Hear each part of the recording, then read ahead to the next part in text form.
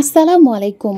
আজকের সর্বশেষ সংবাদ জানাবো আমি নুসরাত। প্রথমেই জানিয়ে দেব সংবাদ শিরোনাম।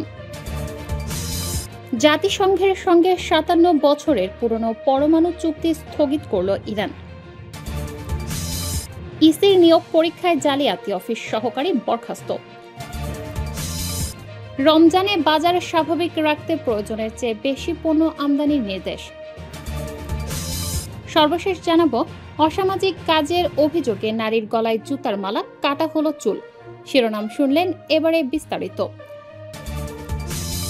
জাতিসংঘের সঙ্গে ৫৭ বছরের পুরনো পরমাণু চুক্তি স্থগিত করল ইরান। জাতিসংঘের পরমাণু প্রকল্প পর্যবেক্ষণ সংস্থা ইন্টারন্যাশনাল অ্যাটমিক এনার্জি এজেন্সি এর সঙ্গে স্বাক্ষরিত সহযোগিতা চুক্তি স্থগিত করেছে ইরান। দেশটির পররাষ্ট্রমন্ত্রী সৈয়দ আব্বাস আরাকচি রোববার রাষ্ট্রায়ত্ত টেলিভিশনে এক সাক্ষাৎকারে বিষয়টি নিশ্চিত করেছেন। আরাকচি বলেন, আমরা আইএইএ এর সঙ্গে পরমাণু সহযোগিতা চুক্তি স্থগিত করেছি। জাতিসংঘ যদি এমন কোনো প্রস্তাব দেয় যা ইরানের অধিকার ও জাতীয় স্বার্থ রক্ষায় সহায়ক হয়, আমরা আবার চুক্তিতে ফিরে যাব। ইরান ১৯৬৮ সালে আইএইএ এর সঙ্গে নন প্রেলিফারেশন অ্যাক্ট চুক্তি করে। তখন ইরানের রাজা রেজা পাহলভি দেশটির রাষ্ট্র ও সরকার প্রধান ছিলেন। এই চুক্তির মাধ্যমে ইরান প্রতিশ্রুতি দেয় যে তারা কখনো পরমাণু অস্ত্র তৈরি করবে না এবং আইএইএ এর সঙ্গে সহযোগিতা করবে। গত জুনে ইসরায়েল ও যুক্তরাষ্ট্রের সঙ্গে সংঘাতের পর আইএইএ এর সঙ্গে ইরানের সম্পর্ক তিক্ত হয়ে ওঠে। ৬ জুন আইএইএ এক বিবৃতিতে জানায়, ইরানের কাছে বর্তমানে ৪০০ কেজি ইউরেনিয়াম মজুত আছে, যার বিশুদ্ধতা ৬০%। বিশুদ্ধতার মান ৯০% উন্নীত করা গেলে তা দিয়ে পরমাণু অস্ত্র তৈরি সম্ভব। আইএইএ এর ওই বিবৃতির সঙ্গে এক সপ্তাহ পর ১২ জুন রাতে ইসরায়েল ইরানের বিমান অভিযান দ্য রাইজিং লায়ন শুরু করে। ইসরায়েলের প্রধানমন্ত্রী বেঞ্জামিন নেতানিয়াহু বলেন, জাতিসংঘের পরমাণু সংস্থার প্রতিবেদনের ভিত্তিতেই এ অভিযান চালানো হচ্ছে। ১২ দিনব্যাপী সংঘাতে ইরানের সেরা প্রধান সামরিক বাহিনীর উচ্চপদস্থ কর্মকর্তা ও অন্তত ১২ জন জ্যেষ্ঠ পরমাণু বিজ্ঞানী নিহত হন। ব্যাপক ক্ষয়ক্ষতি হয় ইরানের পরমাণু স্থাপনাগুলোরও। তবে এখনও সেই ৪০০ কেজি ইউরেনিয়ামের কোনো হদিশ মেলেনি বলে জাতিসংঘ জানিয়েছে। সংঘাত শেষে আইএইএ তেহরান সফরের আগ্রহ জানালেও ইরান জানায় সংলাপের জন্য তারা প্রস্তুত, তবে পরমাণু স্থাপনা দেখানোর বাধ্যবাধকতা তাদের নেই। এরপর সেপ্টেম্বরে ব্রিটেন, ফ্রান্স ও জার্মানির পররাষ্ট্রমন্ত্রীদের সঙ্গে বৈঠকে বসেন আব্বাস আরাকচি, কিন্তু জাতিসংঘের প্রস্তাব মেনে নিতে অস্বীকৃতি জানানোই সেই বৈঠক ব্যর্থ হয়। পরে জাতিসংঘ ইরানের ওপর নতুন নিষেধাজ্ঞা আরোপ করে। রোববারের সাক্ষাৎকারে ইউরোপীয় দেশগুলোর সঙ্গে ফের আলোচনায় বসা হবে কিনা জানতে চাইলে আরাকচি বলেন, আমরা তার প্রয়োজন দেখছি না। ইউরোপের সঙ্গে বৈঠকের আর কোনো ভিত্তি নেই। ইসির নিয়োগ পরীক্ষায় জালিয়াতি, অফিস সহকারী বরখাস্ত।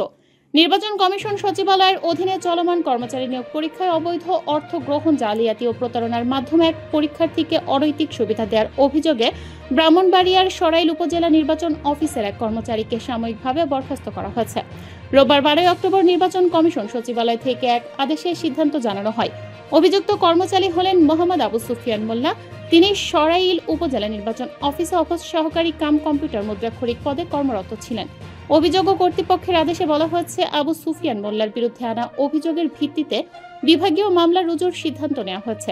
অপরাধের মাত্রা ও প্রকৃতি বিবেচনায় জনস্বার্থে তাকে সরকারি কর্ম থেকে বিরত রাখা সমীচীন বলে মনে করছে কর্তৃপক্ষ। এই কারণে সরকারি চাকরি আইন ২০১৮ এর ধারা ৩৯-এর ১ অনুযায়ী তাকে সাময়িকভাবে বরখাস্ত করা হয়েছে। বরখাস্ত থাকাকালীন তিনি প্রচলিত বিধি অনুযায়ী খোরপোশ ভাতা ও অন্যান্য আইনানুগ সুবিধা পাবেন বলে আদেশে উল্লেখ করা হয়েছে। আদেশে আরও বলা হয়েছে, কর্তৃপক্ষের নির্দেশক্রমে এবং জনস্বার্থে এই আদেশ জারি করা হয়েছে এবং তা অবিলম্বে কার্যকর হবে। আদেশে যুগ্ম সচিব জিএম আতিকুর রহমান স্বাক্ষর করেছেন। রমজানে বাজার স্বাভাবিক রাখতে প্রয়োজনের চেয়ে বেশি পণ্য আমদানির নির্দেশ। রমজান মাস সামনে রেখে বাজারে নিত্য পণ্যের পর্যাপ্ত সরবরাহ নিশ্চিত করতে প্রয়োজনের চেয়ে বেশি পণ্যের আমদানির নির্দেশ দিয়েছে বাংলাদেশ ব্যাংক। ছোলা, খেজুর, ডাল, পেঁয়াজ, চিনি ও ভোজ্য তেল সহ রমজান সংশ্লিষ্ট ভোগ্য পণ্যের পর্যাপ্ত মজুত নিশ্চিত করতেই এই নির্দেশ দেওয়া হয়েছে। সংশ্লিষ্ট কর্মকর্তারা জানিয়েছেন, বর্তমানে ব্যাংকগুলোর হাতে পর্যাপ্ত ডলার মজুত থাকায় এবার আমদানিকারকদের ডলার নিয়ে কোনো উদ্বেগ নেই। সূত্র জানায়, রমজানকে কেন্দ্র করে নির্ধারিত চাহিদার তুলনায় বেশি পরিমাণ পণ্য আমদানির লক্ষ্যে নির্ধারণ করা হচ্ছে। প্রয়োজনে এই পণ্য রমজানের পরও বাজারে বিক্রি করা যাবে। বাংলাদেশ ব্যাংকের governor doctor Ahsan H Mansur বিদেশ সফরে যাওয়ার আগে সংশ্লিষ্ট কর্মকর্তাদের নির্দেশ দিয়েছেন যাতে রমজানের পণ্য আমদানিতে কোনো বাধা না আসে। প্রয়োজনে ব্যাংকগুলোর কাছ থেকে ডলার ক্রয়ের প্রক্রিয়া সাময়িকভাবে বন্ধ রাখারও ইঙ্গিত দিয়েছেন তিনি। তবে ডলার পরিস্থিতি স্থিতিশীল থাকলে ক্রয় প্রক্রিয়া চালু থাকবে বলেও সূত্র জানিয়েছে। চলতি 2025-26 অর্থ বছরে পর্যন্ত প্রায় $2.5 বিলিয়ন ক্রয় করেছে বাংলাদেশ ব্যাংক।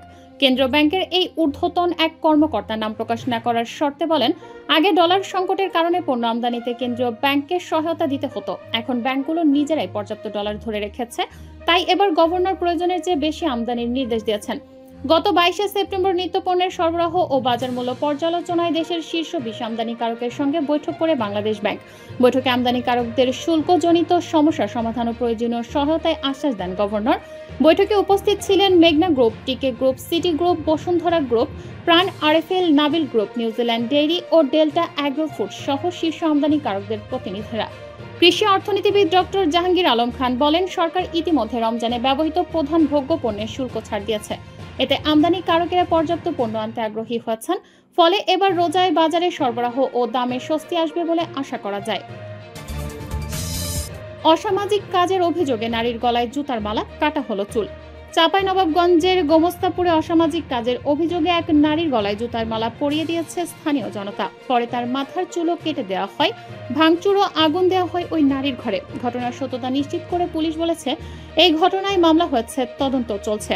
শনিবার রাতে রহনপুর এলাকায় গ্রামের এক হাজরাপুরে এই ঘটনা ঘটে।